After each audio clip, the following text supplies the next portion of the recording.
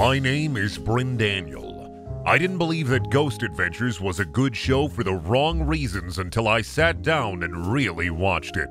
With only my Max login and my barely functioning brain, I sit here to document my tale to you. Today, we're talking Ghost Adventures. Ghost Adventures, brought to us by the Travel Channel and later Discovery Plus, is a show with a character named Zak Bagans.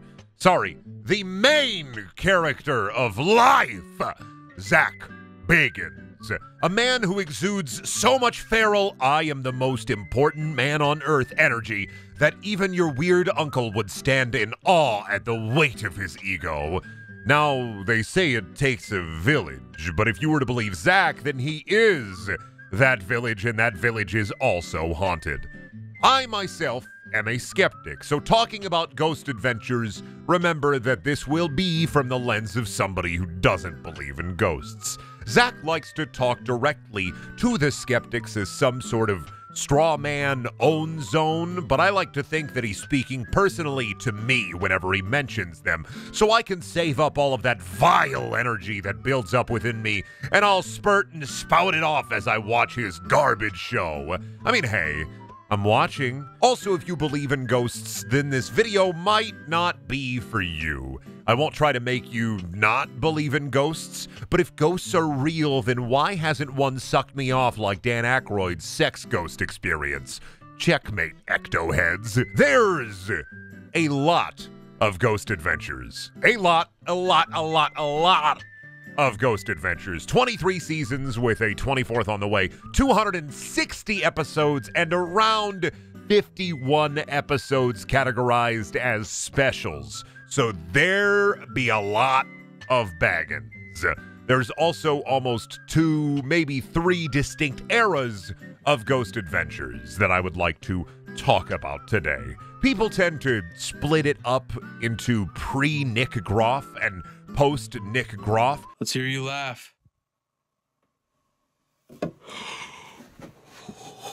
Wherein one of the original 3 members of the investigative team, the aforementioned Nick Groff, leaves near the end of Season 10. However, from Season 8 to Season 9, there's another shift that marks a small period of time where there is significant change, but Nick is still there. Within Seasons 9 and 10, there's a new show intro introduced. The old intro used to have a line that also referred to kind of the vibe of the show pre this era.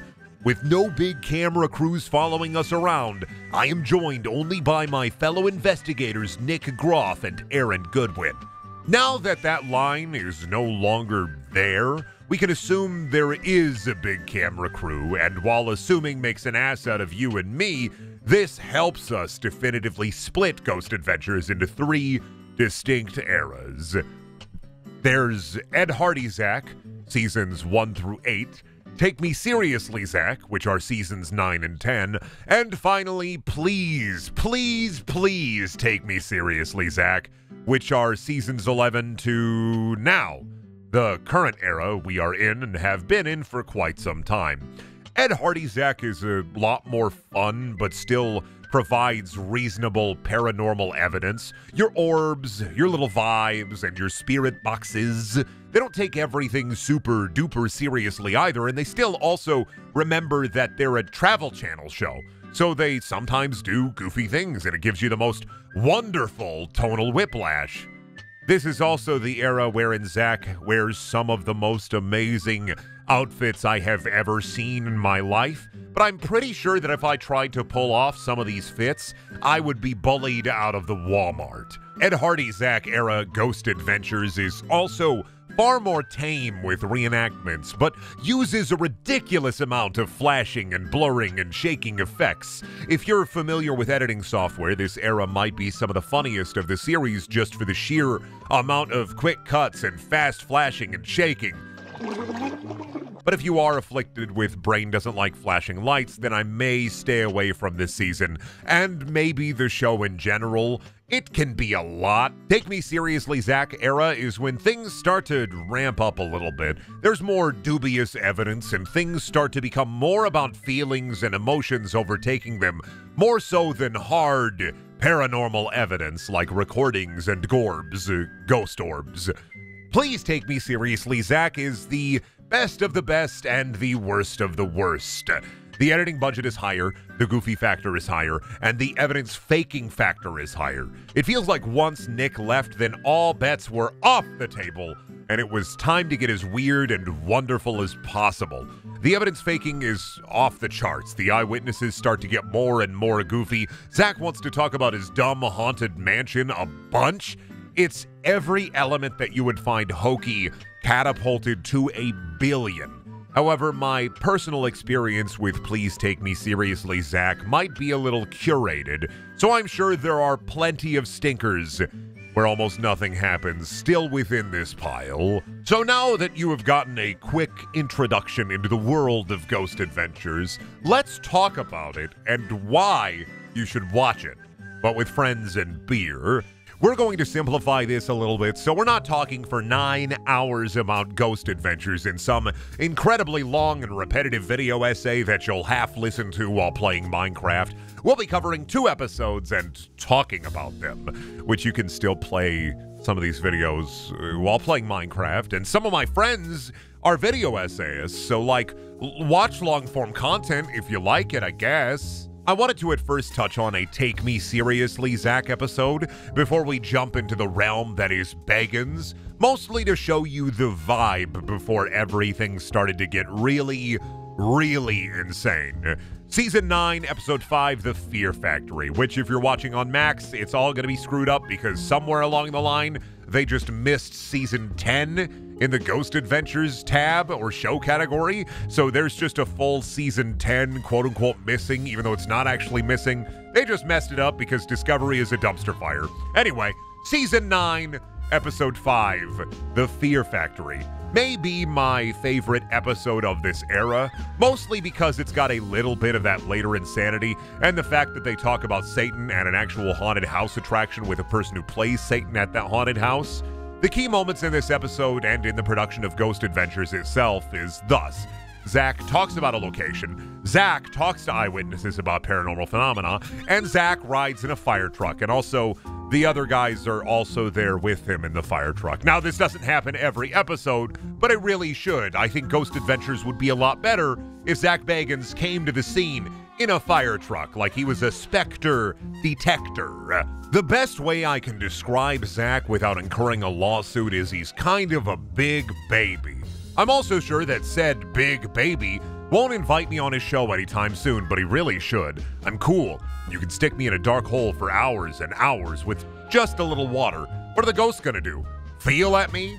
As the series goes on and he starts buying into more of his own hype, he becomes less antagonistic towards ghosts and more antagonistic towards his crew, which, sorry, not antagonistic, spiritually possessed antagonism.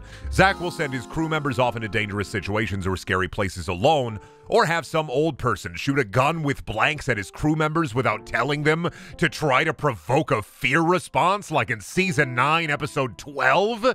I mean, I know we're talking Fear Factory, I got a little bit off track, but I did want to mention this part in a later episode because it's absolutely insane that he sends Nick into this jail cell, doesn't tell him, and then fires a gun at him. Also, within the same episode, Zak gets scared by an air freshener. I love this show. The Fear Factory episode is great because it is not as antagonistic as later episodes in this same era, but you still get these goofy and incredibly gruesome reenactments for a show that was at the time on the Travel Channel. There's a full decapitation reenactment in this episode. Could you imagine your grandma flipping through the Travel Channel and seeing this on screen? And of course, I'm going to have to blur this because YouTube doesn't want me to show you a full decapitation, which I totally get. It's not even a real decapitation, YouTube, so come on. Come on. But also, they get really hyped about a book that the employees of the haunted house, quote-unquote, found in this episode, and I think that's just really, really funny. Watching this episode with my friend James, he realized that the book that was found by the employee who, of course, plays Satan at the haunted house attraction, I wonder if that's a little dubious. I wonder if the employee who plays Satan may have had this book lying around and just brought it in. And it was a copy of the Satanic Rituals by Anton LaVey, which say whatever you want about LaVey or LaVey Satanism. I don't want to get too into it. I didn't want to read an entire book just for this video on Ghost Adventures. I just think it's funny that this is the book that the employee found and that they quote from this book later in the episode but bleep it out to protect their audience. Because this is the definitive moment where it really started to get ultra hokey in the Ghost Adventures universe. Back to the Fear Factory, the evidence that eyewitnesses talk to them about or claim to have seen in the Fear Factory are very feelings-based, being sick or having headaches in an old concrete factory, no less. Or in one case, a woman almost divorcing her husband because of his vibe for a bit, and she didn't tell him that either. He finds out live here in this episode on camera from his wife, talking to Zak Marriage Killer Bagans. And then they shoot some really amazing divorce photos of this dude standing outside his house looking sad. Around 75% of the quote-unquote evidence they find in Ghost Adventures is usually Zak or others feeling weird or angry. A ghost never fills you with endless mirth. When will a spirit make me feel less dead inside? You know, sometimes you just get angry, dude. I'm 30 now. I get angry for no reason. Sometimes I just want to punch something, but I don't because I'm an adult and I repress my anger the normal way and let it out by being toxic in video games online. The rest of the evidence in this show that isn't feelings-based is either pseudoscience, gadgets going off, or odd noises, which if you've ever been in an old building for an extended period of time, you know that they make groaning noises or loud noises and pops, and with this episode being shot in the winter in an old metal building in the cold, the building will be prone to the heat inside expanding the metal and the cold outside shrinking the metal. Once they start this investigation, the evidence may seem scarce to your average ghost adventurer. The equipment techs pick up some clicking and scratching when a camera goes out, and they have some power fluctuations which may or may not be partially fake or staged. Then there's the banging in the old metal building in the cold. Unexplained loud bang. Unexplained loud bang. Also, I don't know, man. Pipes dubious be going off. The pipes are always singing. The pipes are always singing, Artyom. After the banging noises within this episode, they run around the location trying to see if there's a person in there with them. And I thought that this graphic was funny. It's like an old PS1 or PS2 horror game level transition as they reach the end of the tunnel and realize there's no way a person could have been in there. It must have been a spirit or a ghost. Skeptics, be wary after this point because it's time for a spirit box session. A spirit box is a nonsense machine that scans random radio waves rapidly, meaning that no matter what, it will always spit something out. Sometimes spitting out something that sounds like a response while talking to it. In this episode specifically, Zak wants you to know that he knows about pareidolia, which is the tendency for perception to impose a meaningful interpretation on a nebulous stimulus, usually visual, so that one sees an object, pattern, or meaning where there is none. But you know, Zak writes it in the editing bay as random stimulus being perceived as significant. This is one of the Joker's tricks used by Ghost Adventures to make evidence seem more significant than it actually is. They know, we know, and now we know, they know, we know. The spirit box is the audio equivalent to a Rorschach test, except with a Rorschach test you get cool things like two bears high-fiving, and with the spirit box you get whining radio static interrupted by random words, and not enough monkeys on the typewriter will ever make it sound like anything more than just garble to me. So the Ghost Adventures crew likes to put up subtitles to influence you one way or another on what they hear and they perceive. Editing is the real star in Ghost Adventures. Separating the evidence from a live environment makes everything seem scarier, and they can paint everything they see and hear as evidence. I'm just thankful that this episode doesn't have any gorbs or ghost orbs, because I can't stand them explaining how they don't know about dust motes every time it pops up. or claiming that it couldn't possibly be a bug because they've seen one bug before. The end of this episode has them sending in the previously mentioned employee to read random passages from the satanic rituals book they found. Probably just reading one of the passages that was plagiarized from a different book, which is really funny in a way. Dorks reading a dork book thinking that it's part of the occult is peak funny. And it's also funny that they sent this person in alone in the dead of night, and that they send Aaron in a little later when they read dork passages that are bleeped out because of concerns over audience safety. Aaron is the MVP of Ghost Adventures, and really just the best boy in general.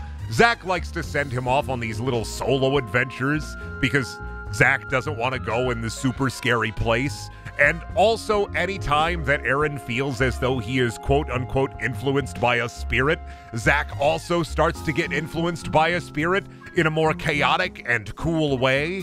But we'll get to that with the second episode we'll talk about. This is just a quick look into Take Me Seriously, Zak era.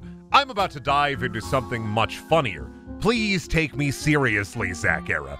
The 2017 hour and 30 minutes because they got a cut for commercials, Route 666 special, or Route 666 special. Route, it doesn't matter. I mean, I could also talk about the multiple times they've investigated Zak's museum, which you should definitely go visit, is definitely haunted, and you should definitely give him money. But this special, I feel, embodies the true chaos of Please Take Me Seriously, Zak, in a way that other episodes don't. The special starts off with them investigating the DeSoto Hotel, more satanic panic and claims of the devil living in the basement. And I mean, hey, if the devil was anywhere, I'm not surprised that he's in Texas. I mean, the evil devil, not the cool and probably a little bit hot devil. We get a little bit of road trip fun before we get to the location of the first of two hunts in this special. Zak talks to some tenants about what's been happening at the DeSoto Hotel, and we get a reenactment of someone speaking in tongues and shaking, or at least nonsense that kind of sounds like tongues. I'm still not 100% clear on what tongues is. I mean, I know I got one, but I don't know what to do with it half the time. Being led into the basement of the DeSoto Hotel is really where it starts to wind up and where you get a peek into the crazy that this episode is about to descend into. Zak starts feeling dizzy, and the investigation hasn't even really started yet. Then, of course, they hear a light tap, and that means it's time to freak out into freak mode, dude. Zak begins to feel violent thoughts, and then slowly moves his hand towards the woman that brought them down into the basement, as though he's going to attack her. And he has to get out of there because the violent thoughts are taking him over, and he's about to go real crazy mode on that lady. And also, feelings are going to be the bulk of evidence for any ghost adventures, so of course they have to start it off with a little bit of crazy violence feelings, because there's something deep within. It's just beneath the skin. I must confess that I feel like a monster. They then talk to a priest who, of course, found a pentacle or pentagram, and then talk about how there used to be tour groups through the basement, but the tours stopped once they were attacked. But before we get into the DeSoto Hotel, Zak has to learn more about portals. Portals are the end game for ghost hunting. They're portals to the spirit realm, or to hell, or to the Baskin Robbins. Portals is portals. They're nebulous and can't be quantified, but they sound cool. I wonder if ghosts rip open a portal above themselves and below themselves and gain infinite momentum, like in hit video game Portal or hit video game Portal 2. The priest takes them to a cemetery, and it wouldn't be a ghost adventure without them talking about a dork serial killer who was worshiping Satan, but I don't want to give some violent loser the time of day, so we'll skip ahead a little bit. All you need to know is that this was a serial killer who was operating in California, but because they grew up in El Paso, something Satan. I'll also say the more modern that Ghost Adventures gets, the more insane the editing becomes. Like, the graphics work is still inconsistent and wildly varies in quality, but there's almost a certain charm to that. The reenactments are still whack, though. Now it's time for the investigation of the DeSoto Hotel. Zak, Jay, and Aaron are investigating the basement of the hotel, and they've sent Billy off to the scary Satan cemetery all by himself. The first piece of evidence is the smell of a dead animal, which I'm not surprised that a seedy hotel apartment building has a rotting smell somewhere inside of it. I've lived in some gross places as a kid, and they kind of just have a funk to them. Sometimes a hyper-specific funk that exists in one spot and doesn't go away. Unless I've lived in demon pits. It may be likely I've lived in a demon pit or two. I'm not 100% sure. I don't know about demon pits. The basement has bad vibes. Then an animal makes a noise outside, probably a yodi. I mean, to me it sounded like a coyote, for sure, or just a loose dog. But anytime there is a noise, be it an animal or a man barking outside because he just saw the hottest pants he has ever seen in his life, it doesn't matter because it's scary, dude, and it might be some spirit trying to bark at them, especially when Zak is wearing tight jeans like that. Aaron starts freaking out, which can I just say once again that Aaron is my favorite. He's like the best boy in the entire crew, and that really doesn't change throughout the show's run from at least what I've seen. And they really start getting into it when they hear a pebble getting thrown. Billy is also doing stuff at the serial killer cemetery, and they cut back to him from time to time, is placing toys, getting scared by birds.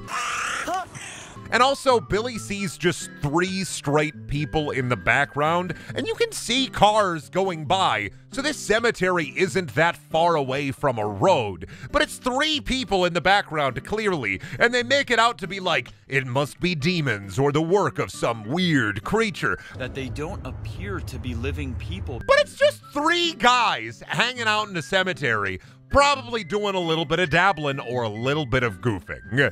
And what I'm learning here about Please Take Me Seriously Zak era is that there was a point when debunking evidence mattered a little bit to Zak, but oh, by God, this special is a real gem for just making stuff up as they go, and we have barely scratched the surface of it. At one point in the hotel investigation, a camera or GoPro they have set up in the hallway of the hotel upstairs falls down or is ripped down by an unseen resident. And when found by a different resident, they bring it into their apartment, talk about how expensive it is, and then place it back outside. When this skinny nightmare man walks up to it and hisses or burps directly into it, and they kept that in the episode? This might be the best single half hour of television I have ever seen. And by the way, we have 50 minutes of this special still to talk about and to get through. Another amazing thing happens to their equipment tech. One of his joysticks gets pulled back under the monitor, and it's like a scary, super scary thing, but you cannot see under the table during this at all. Not only is there a cloth placed over the table, but there are also 2 totes stacked directly behind the equipment hub, meaning that somebody could have just been under there and yanked the cable, because the freak out that Jay has is disproportionate to the level of freaking out that I would have if there wasn't somebody already under the table. Although everybody copes in different ways, I'm just saying that this is mighty dubious indeed. Also, back to the cemetery, Billy does spot a coyote, so there are yodis around. The cemetery is only a little bit away from the DeSoto Hotel, meaning that the previously heard noise was probably 100% a yodi noise. And I mean, yodis and coyotes can be really scary to people who don't know about them. Like if you have baby levels of sensory awareness, you may in fact stumble through your life not seeing a coyote at any point in time until finally you see a little scrungly dog and it goes, wow! And you freak the heck out because you've never heard a dog say that before. So I get it, coyotes can be a little bit scary. I understand, I grunderstand, I'm hearing you. Now we're back to Zak, and Zak cleanses the basement with sage. Pay very close attention at this point. Zak is cleansing the basement with sage to try to make the spirit angry, even though sage is more supposed to be something that makes the spirits go away. They play really fast and loose with ghost rules here on Ghost Adventures. Something that one crystal says will cleanse the area, another crystal will say that it will heighten the activity in the area. Nobody really knows because all the rules are made up and the points don't matter. Thank you, Drew Carey. Thank you. Pay close attention, though, to this sage as Zak is fumbling around in the dark, quote-unquote fumbling around, when he does a specific movement in one direction, a specific movement in another direction, and then just to make sure he does a specific movement in another direction directly onto this ceiling fan. This ceiling fan is mighty important because it is the best piece of poltergeist evidence that they have quote-unquote found in the series thus far, and it is a definite doozy, and a little bit harder to debunk just because I have to assume some things. During the sage moments, Aaron is having violent thoughts about throwing Zak around, like in 1998 when The Undertaker threw Mankind off Hell in a Cell and plummeted 16 feet through an announcer's table. Aaron's kind of going a little bit bungo right now, but that's okay. We still love him. Then they hear some fighting and decide to try to investigate the fighting in the rest of the hotel, even though they're not supposed to go through the rest of the hotel. And while they're checking this out, one of the most incredible and compelling pieces of evidence ever caught on camera in Ghost Adventures happens. The ceiling fan that I had mentioned that Zak hit with the sage, almost as if he hit it on purpose to make sure that it was there and that him hitting it with sage was there on camera, it violently falls off of the table. My favorite part of this ceiling fan, there are two bits to this. One of them a little bit more of a dubious bit, but the other one I'm pretty sure makes this the most fake ghost garbage I've ever seen. Maybe not the most fake, we'll get into the most fake later, but definitely some hyper fake ghost garbage that I have seen. Zak hit the ceiling fan earlier when exploring through the basement with the sage, and the ceiling fan looks like it had been there for a little while. There's even a watermark where you can kind of tell that the ceiling fan had been on that table, but in a different position for an incredibly long period of time. Also, when Zak first picks up the ceiling fan, you can see that there are dust marks on the fan blade that have been disturbed prior to it being violently thrown off the table, clearly indicating that it had been fumbled with a little itty bit. Also, earlier in an episode, there was a light positioned in the back of the room in the direction where the ceiling fan was thrown, meaning that they were probably setting up this bit earlier on in the episode. So, you're welcome. I debunked it. Zak, you don't have to debunk it. You don't have to thank me. I'm just trying to make sure that all of your ghost evidence is as pure and clean as possible. And that's it for the DeSoto Hotel, but not it for this special, because there is one more location that they have yet to go to here in Texas on their Texas road trip, and that is Goatman's Bridge. Goatman, I'm dancing on your bridge. It's my bridge now. As an avid cryptid lover, a Goatman hanging out just by a bridge or at a bridge is a very funny idea. I would love to meet Goatman and even have a beer with him. Zak talks to nerds about evidence for a little while, and the real meat here is that the recreation of the Goatman while he's talking to these nerds is pretty funny. Just a dude with a goat skull hanging out eating people under a bridge, and at this point, I'm incredibly invested in the Bagans verse. While I wish he would go back to the fits of the old Ed Hardy era Zak, please take me seriously. Zak is just incredibly funny. Unintentionally funny, but funny nonetheless. Something bad is more enjoyable when the creator is a believer. And on some level, I genuinely believe that Zak believes, or wants to make you believe he believes. And his goal is to make me believe that he believes. And he's conquered my soul. He's conquered my spirit.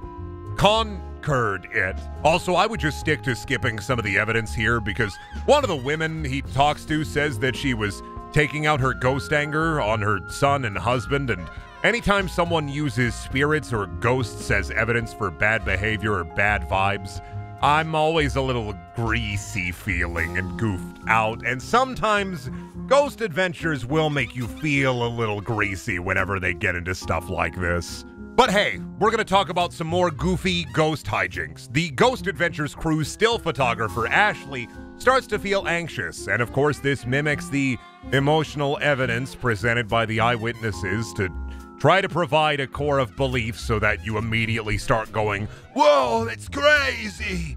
Whether intentionally or unintentionally, the goat man has a hold of her, or at least that's what they want you to perceive. But don't worry, Zak calls the goat man a coward. Whatever you are, you're a coward. This will clearly defeat the goat man.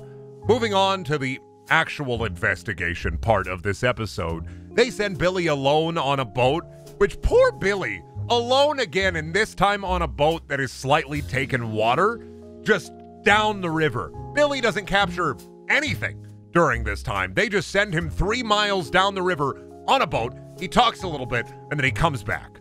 At this time, while Billy is riding the boat down the river, Ashley, who had been feeling weird and emotionally responsive to the goat man, decides to, confront the goat man because I'm not afraid of you, goat man! I'm not afraid of you!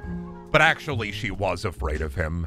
Ashley also has the same kind of coping mechanism that I do in the darkness, where I just kind of talk to myself to keep the monsters at bay. I mean, I'm skeptical of ghosts, but what if there's a dude out there playing with a fushigi? Do I really want to get hit by his bulbous glass orb? I refuse to get hit by a man with a bulbous glass orb, so I will talk to myself in the darkness, and it will make me feel safe like a little word blanket. Billy's boat, by the way, at this point, when it flips back over to him for a little bit more of his boat adventure, starts taking on water. I mean, poor Billy. Coyotes, crows, dark Satanists running through the night cemetery. The weight of Zak's ego really can bring people down, but I didn't know it also brought boats down. Unfortunately, Billy does not capsize. I do think it would be a little funny to see a little capsizing boat on the river. That may be the devil inside of me saying that. But Billy, of course, like I said, comes all the way back to camp for the real meat of the investigation. But we're not quite done with Ashley yet. She's trying to confront the demon. She even actually screams, "I'm not afraid of you." I'm not afraid of you! And then falls to the ground like she's hit by some invisible force on the left side of her face. When she pivots after she's hit, she falls to the ground as if she was struck on the left side, and then she covers and holds her right side, which amazing acting, by the way. Ashley also had seen a weird light, and when they show her face, it seems as if she's hit on the other side of her face that wasn't the side that she fell onto, and that's a little dubious. It kind of looks just like a bug bite or a light slap. I mean, it doesn't really look like much of anything. If I was out in the forest, especially out near Goatman's Bridge, I'd probably get bitten up by a bug or a mosquito. Also, Ashley quits after this. She's just gone. She was the photographer for like 100 episodes, and then she's just poof, gone after this. The Goatman was too much for her. And also, reading up on this incident a little bit, this was also the de facto moment that both Ashley and Jay state is the reason for their divorce. By the way, Jay and Ashley were married, and they divorced partially due to the Goatman's Bridge incident, which means that 2 marriages, maybe more, have been ruined by Ghost Adventures so far, because Aaron also got a divorce earlier in Ghost Adventures and said in Ghost Adventures that it was due to his time working with the supernatural. Zak Bagans really is a marriage murderer. After Ashley and Billy have a little adventure and do a little quitting, there is the real scariest moment in Ghost Adventure history. The actual scariest thing I have seen in Ghost Adventures that made me recoil like a rifle. And it was a giant spider crawling up on Zak's neck, and then they see some goofy glowing eyes in the forest. To try to like take the fear away from the spider, it's just so goofy looking. It's goofy and doofy, and I cannot believe they would do such a thing. They also say that there are a ton of snakes in this forest and show off footage from earlier, and there are a ton of snakes in this forest. I mean, I don't think they went to the zoo and took a bunch of copperheads and placed them all around. This forest is just full of snakes. Start calling this the Snake Bridge, not Goatman's Bridge. One of these snakes probably ate the Goatman. I mean, they could if they're hungry enough. Make that snake nice and big and round. They walk through the woods for what Zak says is miles and miles and miles, and it's time for a demon summoning ritual. This might be the most insane show you ever watch. Jay, their equipment tech, has a magic seal on his hat, and he wants to summon 3 demons to, I don't know, fight the dark forces working around Goatman's bridge, or the evil spirits that are following them. And do you want to know the best part of this? The absolute #1 best part of all of this is the book that he reads from for the ritual is the Necronomicon. The Simon Necronomicon, a fictional book talked about by H.P. Lovecraft that has been interpreted numerous times. That is, for all intents and purposes, a completely fictional book. It's not even a real book. It's a blend of fiction and supernatural texts. It's a fictional book that is a translation of a fictional book. The symbols on Jay's hat that are supposed to take away the spirits and protect him are also symbols directly from the Simon Necronomicon. Basically, if you believed in ghost adventures up to any point in this video, please tell me that you do not believe the Necronomicon is a genuinely scary book, because I will say Klaatu, I will say Barada, and I will say Nektu right here on this video, and no demons will come and get me. Although if I did have a mounted deer, I do think that it would laugh at me.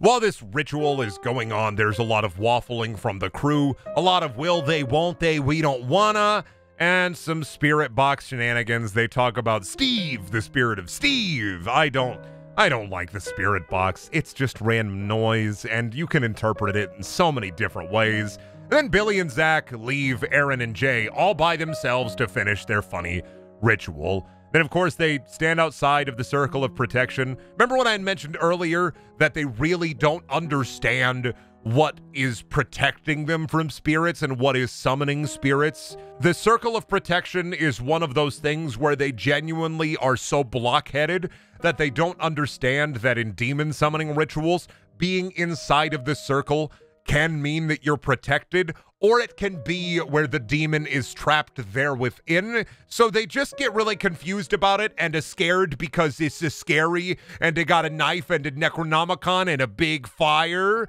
So then they just all kind of stop the ritual and go back up on the bridge, wherein Aaron falls down and he starts geeking out, saying that a spirit or force hit him.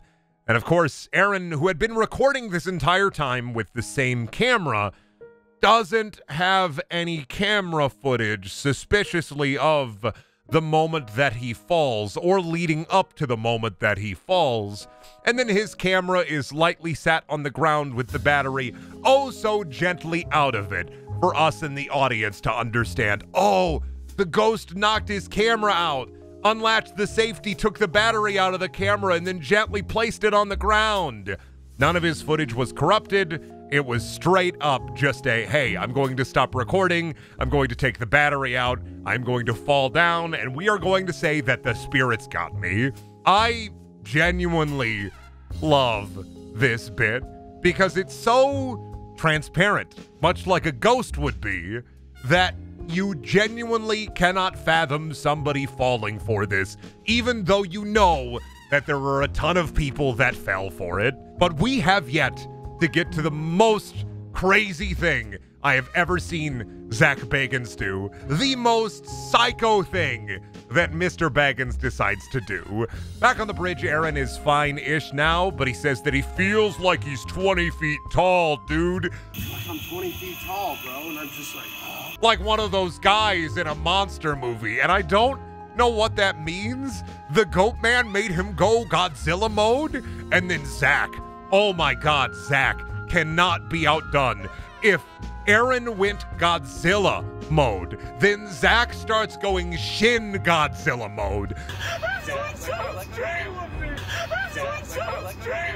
Because he starts grabbing his own throat and he starts strangling himself and choking and crying and going, wow, wow, wow, wow, and he's really just hurgling and gurgling his way all the way down to the ground, and his friends try to save him and try to stop him, and then he just starts immediately fighting them like he's in the octagon, like he's ready to go against some big UFC boy.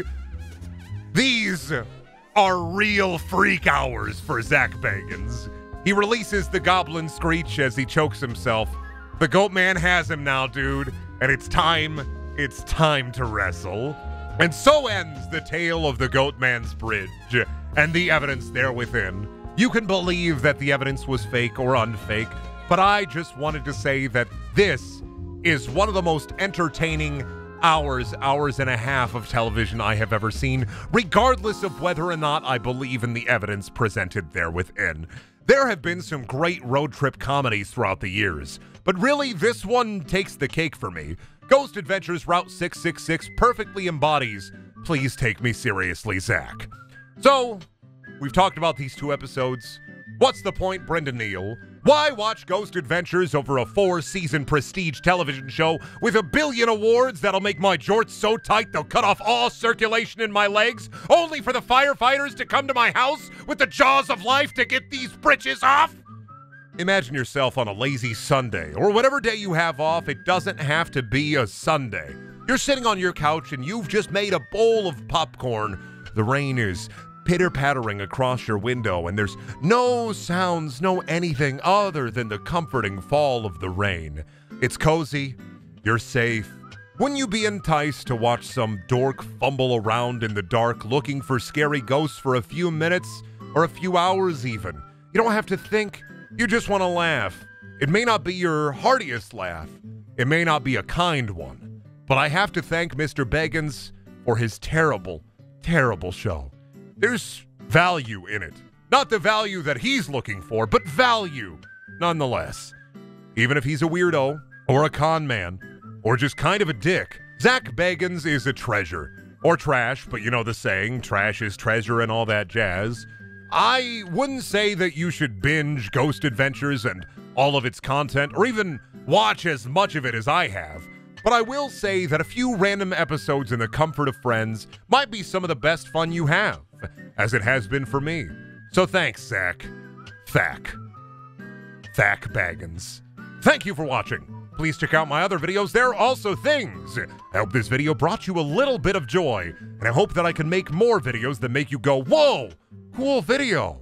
Otherwise, you can catch me on Twitch at twitch.tv/Brendaniel, and there's also Brendaniel 2 if you want to watch some funny, brain-dead gaming content. Otherwise, I'm off. Back into the fog until another hyperfixation strikes. Bye-bye.